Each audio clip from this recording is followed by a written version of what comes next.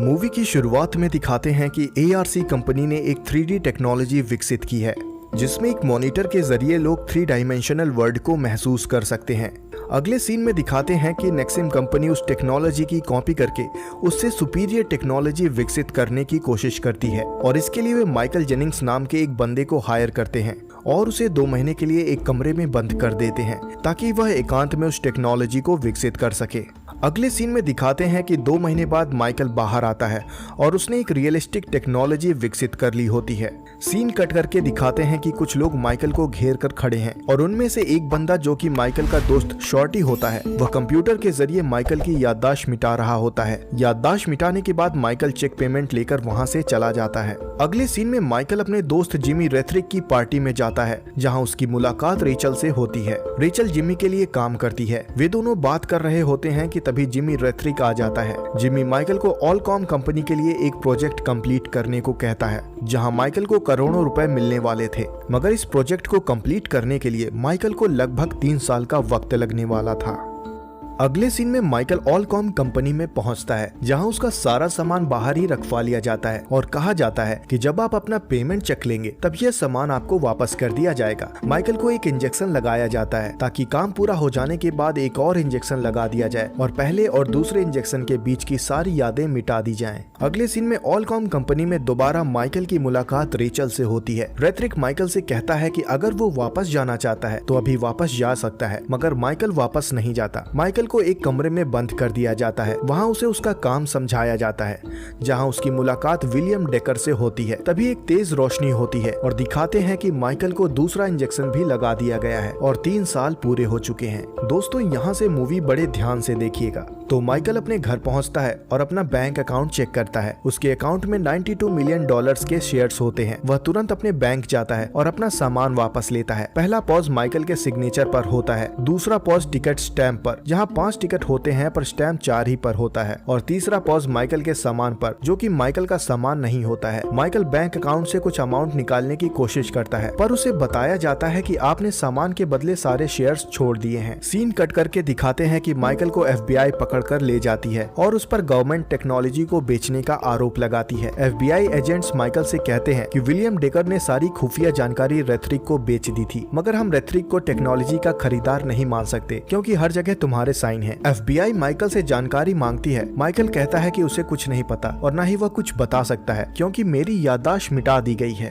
FBI agents Michael की याददाश्त वापस लाने की कोशिश करते हैं मगर उन्हें कुछ नहीं मिलता। तभी एक एजेंट माइकल के सामान से सिगरेट निकालकर पीने लगता है। अचानक फायर अलार्म बज जाता है और हर तरफ धुआं भर जाता है। किसी को कुछ भी नहीं दिख रहा होता है। तभी माइकल सामान के पैकेट से चश्मा निकाल कर लगा लेता है जिससे उसे सब दिखाई देने लगता है। इसका फायदा उठाकर वह वहाँ से भाग जाता है। रेथरिक का एक एम्प्लॉय माइकल पर नजर रख रहा होता है। माइकल भागकर बस स्टैंड पर पहुंचता है जहां दोबारा उसे बैग में एक ट्रेवल कार्ड मिलता है जो बस 1 दिन के लिए वैलिड होता है। वह उसका इस्तेमाल करके बस में ट्रेवल करता है। बस में माइकल अपने सामान के बैग को चेक कर रहा होता है। बैग में माइकल को एक अंगूठी मिलती है। अचानक एक चोर उस अंगूठी को चुराकर वहां से भागता है। माइकल उसका पीछा करता है। माइकल को रास्ते में उसका बैंक दिखाई देता है। वह दोबारा वापस अपने बैंक में जाता है और पूछता है कि यह सामान मुझे किसने भेजा था। तब माइकल को पता चलता है कि यह सब सामान माइकल ने ही खुद को भेजा है। अगले सीन में रेथरिक और उसका चमचा आपस में बात कर रहे होते हैं कि माइकल कैसे FBI से बचकर भाग गया।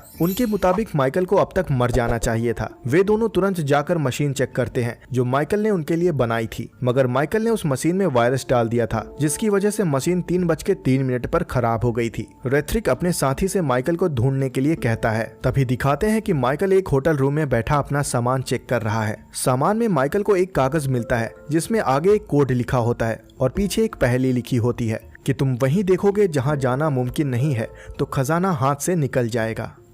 अगले सीन में माइकल अपने फ्रेंड शॉर्टी को मिलने के लिए बुलाता है जहां वो दोनों बैठकर बात कर रहे होते हैं। तभी टीवी पर लॉटरी टिकट का विनिंग नंबर बताया जा रहा होता है। माइकल के पास उस लॉटरी टिकट का विनिंग नंबर पहले से ही लिखा रखा होता है। तब माइकल समझ जाता है कि रेथरिक ने उससे टाइम मशीन बनवाई है और उसने अपना भविष्य पहले ही देख लिया है, जिसकी वजह से उसने खुद को यह सामान भेजा है ताकि यह आगे जाके उसके काम आ सके। तभी शॉर्टी और माइकल पर रेथरिक के लोग अटैक कर देते हैं। माइकल शॉर्टी को उस सामान में से एक चाबी देता है जो शॉर्टी को वहाँ से भागने में काम आती है। तभी दिखाते हैं कि माइकल वहां से बच के भागता है। माइकल भाग के मेट्रो ट्रेन ट्रैक में पहुंच जाता है, जहां रेथरिक का चमचा आ जाता है। माइकल अपनी सूझबूझ से उससे बचकर भागता है। तभी ट्रेन आने लगती है। माइकल अपनी सामान की थैली से एक पिन निकालता है और ट्रैक के पावर सप्लाई में शॉर्ट सर्किट कर देता है, जिससे ट्रेन रुक जाती है और माइकल बच जाता है। सीन कट करके दिखाते हैं कि माइकल को अपने सामान में एक कैफे का कार्ड मिलता है। वह कैफे में कॉल करता है तो उसे पता चलता है कि उसने 2 लोगों के लिए कैफे में टेबल बुक की है। तभी रेचल को दिखाते हैं, जो अपने 2 पैरट्स को खाना खिला रही होती है। डोरबेल बजती है और दरवाजे पर रेथरिक खड़ा होता है। वह रेचल से कहता है कि माइकल तुम्हें छोड़कर चला गया है। रेचल उसकी बातों पर यकीन नहीं करती। तभी दिखाते हैं कि रेचल बाथरूम में होती है और हंस रही होती है, मानो वह किसी से बात कर रही हो। रेथरिक अपने लोगों से रेचल के घर की तलाशी लेने को कहता है और उसका पीछा करने को कहता है। अगले सीन में रेचल लैब पहुंचती है। इसी बीच रेथरिक के लोग रेचल के घर में घुस जाते हैं और उसके घर की तलाशी लेने लगते हैं, जहां उन्हें बाथरूम के शीशे पर मैसेज लिखा मिलता है और माइकल ने रेचल को 1 बजे कैफे मिचेल में मिलने के लिए बुलाया होता है। अगले सीन में रेचल उन लोगों से बचकर माइकल से मिलने निकल जाती है। रेथरिक अपनी साथी माया को रेचल बनाकर माइकल के पास भेज देता है। माया माइकल को अपनी बातों से विश्वास दिलाती है कि वही रेचल है और उससे कंपनी का स्वाइप कार्ड ले लेती है। माया वहां से जाने लगती है और माइकल को किस करती है। तब माइकल माया के आइलैंड्स देख लेता है और उसे शक हो जाता है। माइकल माया से अपनी फेवरेट बेसबॉल टीम का नाम पूछता है। माया जवाब नहीं दे पाती। तभी रेचल आकर माया पर अटैक करती है। माया बेहोश होकर गिर जाती है और रेचल और माइकल पर गोलियां चलने लगती हैं। वे दोनों वहां से भागते हैं। माइकल अपने सामान में से BMW की चाबी निकालता है और अपनी BMW कार खोजने लगता है।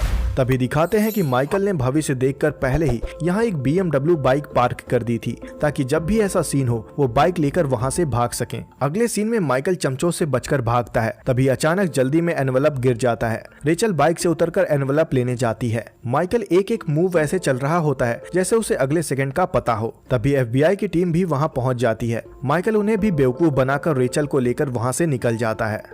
अगले सीन में माइकल टिकट पर लेंस लगाकर देखता है। तब उसे आइंस्टाइन की आंखों में कुछ दिखाई देता है। वो कॉलेज लैब के माइक्रोस्कोप से उस टिकट को चेक करता है तो उसमें उसे अखबार की कटिंग दिखाई देती है, जिसमें वह देखता है कि ऑलकॉम के इस आविष्कार से भविष्य में पूरी दुनिया में हाहाकार मच गया होता है और आखिर में एक विश्व युद्ध होता है जिसमें सब तबाह हो जाता है। माइकल कहता है कि उसे वापस जाकर टाइम मशीन को नष्ट करना होगा। दूसरी तरफ रेथरिक टाइम मशीन के उस वायरस का पता लगा रहा होता है जिसे माइकल ने टाइम मशीन के हार्डवेयर में इंस्टॉल किया होता है। FBI को भी पता चल गया था कि माइकल ने टाइम मशीन बना ली है। इस वजह से वो माइकल के सामान की फोटोज की जांच करते हैं, जिसमें उन्हें ऑलकॉम कंपनी का सिक्योरिटी पास दिखाई देता है, जिससे उन्हें पता चल जाता है कि माइकल वापस ऑलकॉम में जाएगा।